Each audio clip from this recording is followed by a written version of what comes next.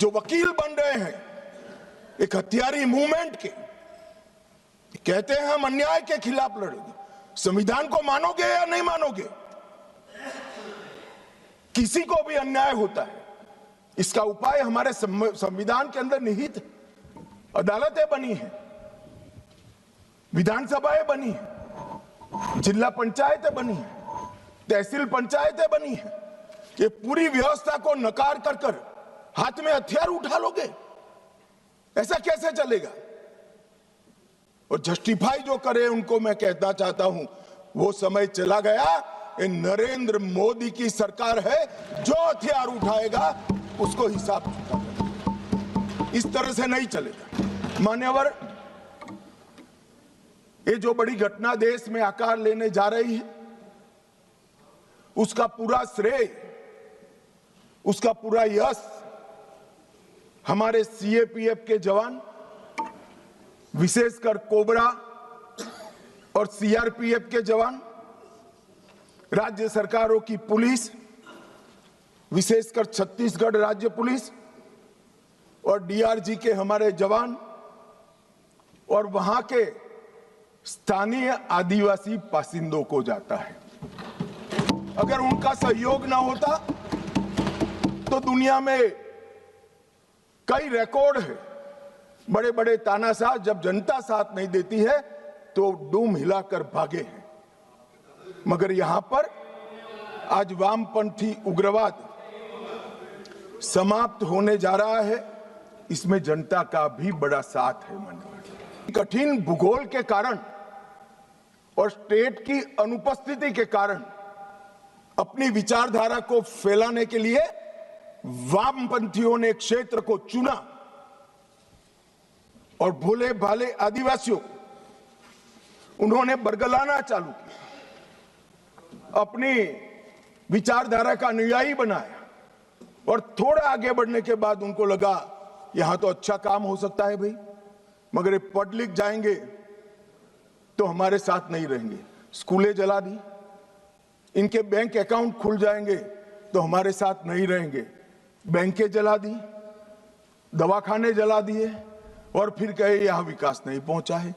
विकास को तो वामपंथी उग्रवादियों ने वो क्षेत्र में सालों तक नहीं पहुंचने दिया, जो अब नरेंद्र मोदी के शासन में वहां पहुंच रहा है, घर घर जा रहा है। गरीबी के कारण नक्सलवाद नहीं फैला, बल्कि नक्सलवाद के कारण इस पूरे क्षेत्र में सालों तक गरीबी रही। और मान्यवर, आज तो मैं इस सदन में ये विचार को सिरे से खारिज कर रहा हूं। हम लोकतंत्र में हैं, हमने इस देश के संविधान को स्वीकार किया है। संविधान के माध्यम से ही आज इस महान सदन के हम सदस्य हैं। अन्याय किसी को भी हो सकता है, अन्याय किसी को भी हो सकता है, विकास कहीं पर भी कम ज्यादा हो सकता है। हम संवैधानिक रास्तों से हमारी लड़ाई लड़ेंगे या हाथ में हथियार लेकर निर्दोषों को मार डालेंगे? किस थियोरी का यहां से समर्थन हो रहा था, मैं नहीं समझ रहा। अगर आप धमकाना चाहते हैं कि ये होगा तो ये भी हथियार उठाएंगे, ये होगा तो ये भी हथियार उठाएंगे, ये डरने वाली सरकार नहीं है मान्यवर, सबके साथ न्याय करने वाली सरकार। किसी को भी अन्याय हो तो हथियार हाथ में उठा लेना ये लोकतांत्रिक तरीका है क्या? हमारे संविधान के सारे बताए हुए रास्ते सारे कुंद हो गए, बंद हो गए? मैं फिर से एक बार पूछना चाहता हूं, राज्य शासन और संविधान की वैधता को किसी भी अन्याय के अवेज में चुनौती दी जा सकती है क्या? अन्याय के खिलाफ लड़ने का हमारे संविधान ने रास्ता बनाया है, इसीलिए राजकुमार रोत यहां बैठे हैं। चुनाव लड़े इसलिए यहां बैठे हैं, वरना वो भी सरेंडर की लिस्ट में होते अगर हथियार लिया होता, हथियार लिया होता तो। आपने, हाँ, इसीलिए कहता हूं यही रास्ता है, यही रास्ता है। हमने आज जिस व्यवस्था के निर्मूलन की मैं बात कर रहा हूं मान्यवर, वो लोकतंत्र की जड़ों पर वार कर रही है।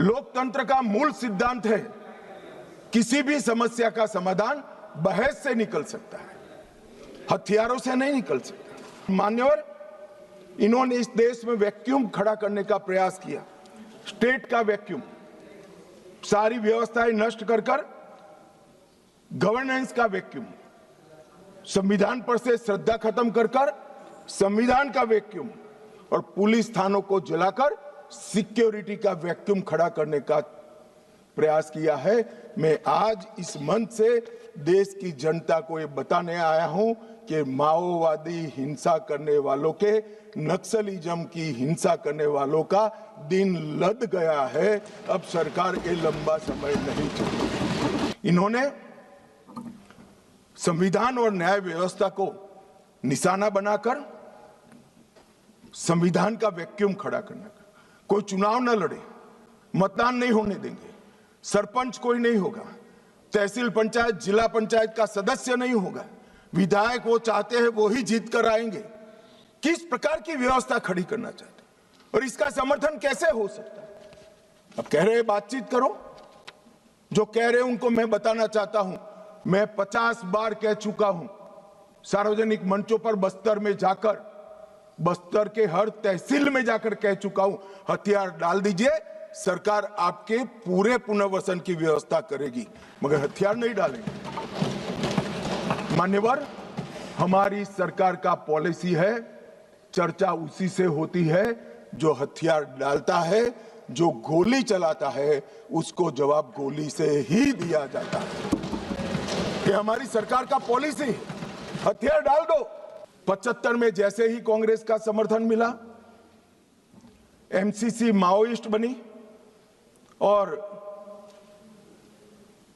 बिहार झारखंड केंद्रित पार्टी बनी, फिर पीडब्ल्यूजी 80 में बना, वो आंध्र केंद्रित बना, 82 में दलित किसान केंद्रित सशस्त्र संघर्ष CPI ML party unity Bihar में बनी, दलित किसान केंद्रित संघर्ष इनका उद्देश्य था।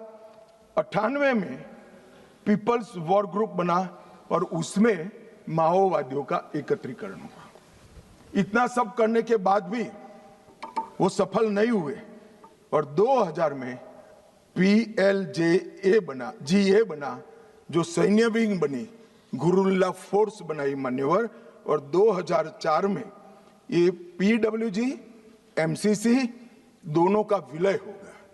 तो थियोरी वाले और हथियार उठाने वाले दोनों 2004 में विलीनीकरण हुआ, 14 में मोदी जी आए और 26 में सबकी समाप्ति हो गई।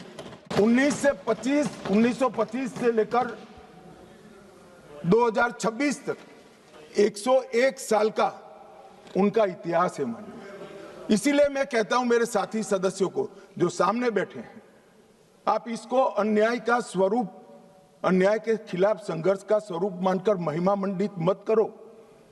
हम जिस सदन में बैठे हैं इसका विरोध करने के लिए वो जन्मे हैं। वोट की जगह बुलेट से शासन प्राप्त करना चाहते हैं। मान्यवर, मैं जो इनके समर्थन में, जिनको पॉपुलर लैंग्वेज में अर्बन नक्सल कहते हैं, वो बुद्धिजीवी भाइयों को सवाल करना चाहता हूं। मैंने 6 दिन से लगभग 2000 आर्टिकल निकाले, सारे बुद्धिजीवी भाइयों ने लिखे हुए। मेरे पास इसका पूरा जिस्ट भी है। ये सभी आर्टिकलों में, सभी आर्टिकल हथियार उठाकर घूमने वाले माओवादियों के साथ चर्चा करो, वो न्याय के लिए लड़ रहे हैं, उनको मारना नहीं चाहिए, इनके प्रति सिंपैथी होनी चाहिए, सरकार विकास जल्दी करे, इस प्रकार के। एक भी आर्टिकल जो 8 साल का अबूझ बच्चे को उठा ले जाकर हाथ में हथियार पकड़ा दिए, इसकी मां के लिए नहीं है। मान्यवर, एक भी आर्टिकल अपने गांव से खेत में जाते हुए किसान का पैर उड़ गया और पूरा जीवन दिव्यांग बन गया, इसकी सिंपैथी के लिए नहीं है। 5000 से ज्यादा सिक्योरिटी फोर्सेस लड़ते लड़ते शहीद हो गए, उनकी विधवाओं के लिए एक भी आर्टिकल नहीं है, इनके अनाथ बच्चों के लिए एक भी आर्टिकल नहीं है। आपकी मानवता संविधान तोड़कर हथियार लेकर घूमने वालों के लिए ही है। इनके हथियारों से जो नागरिक मारे जा रहे हैं, इनके लिए आपकी मानवता नहीं है। मानवता के दोहरे चरित्र को मैं स्वीकार नहीं करता मान्यवर। ये मानवतावादी नहीं है, नक्सलियों के समर्थक है।